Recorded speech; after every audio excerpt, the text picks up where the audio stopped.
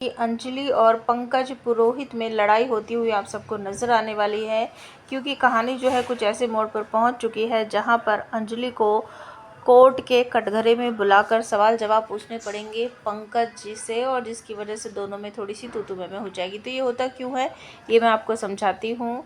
तो राघव सिंह राजपूत पर कोर्ट में केस दर्ज हो चुका है, आज उसकी हेयरिंग है और गुनहगारों की तरह कोर्ट में पेशी हो रही है राघव सिंह राजपूत की, और अंजलि अपनी तरफ से पूरी कोशिश कर रही है उनको निर्दोष साबित करने के लिए। तो जो पद्मा जहाँ पर थी, जिस जगह पर और जहाँ पर उसका खून करने की कोशिश की गई थी, वहाँ पर एक औरत थी, एक तरह से वो कोठा टाइप का था।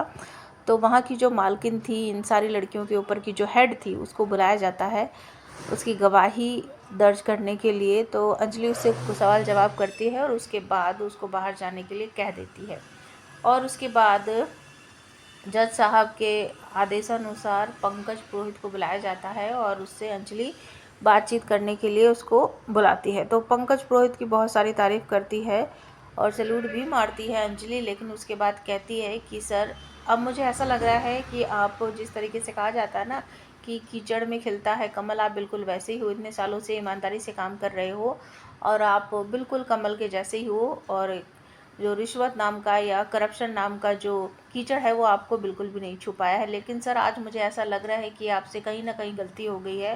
राघव सिंह राजपूत को आपने अरेस्ट तो कर लिया है, लेकिन आप इस बार चूक चुके हो, क्योंकि मुझे ऐसा लग रहा है। तो पंकज इस पर भड़क पड़ते हैं और कहते हैं अंजलि मैडम, आपका दिमाग शायद ख़राब हो गया है। मैं ईमानदारी से उस समय से काम कर रहा हूँ जिस समय शायद आप अपनी माँ की गोद में खेला करती होंगी, और तब से आज तक मैं ईमानदारी से काम कर रहा हूँ।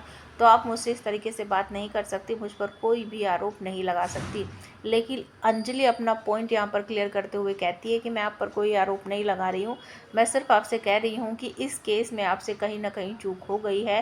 राघव सिंह राजपूत ने कुछ भी नहीं किया है। मुझे ऐसा लगता है अगर आप थोड़ा और ध्यान से इस केस को छानबीन करते तो आपको असली गुनहगार जो है वो आपके सामने आ जाता। लेकिन पंकज फिर से भड़क पड़ते हैं और कहते हैं आज तक मेरे हाथों से जो भी केस आया है मैंने उसको पूरी ईमानदारी से छानबीन की है, और ऐसा कोई भी केस नहीं जिसमें मैंने जानबूझ के कुछ भी गलत सलत किया हो।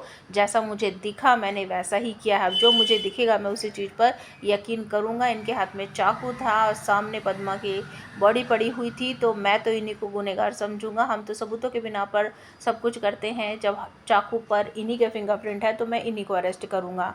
तो आप हमें कमेंट करके बताओ कि अब पंकज और अंजलि में सचमुच की लड़ाई हो जाएगी या सिर्फ एक दिखावा है गुनहगारों को या दोषियों को दिखाने के लिए।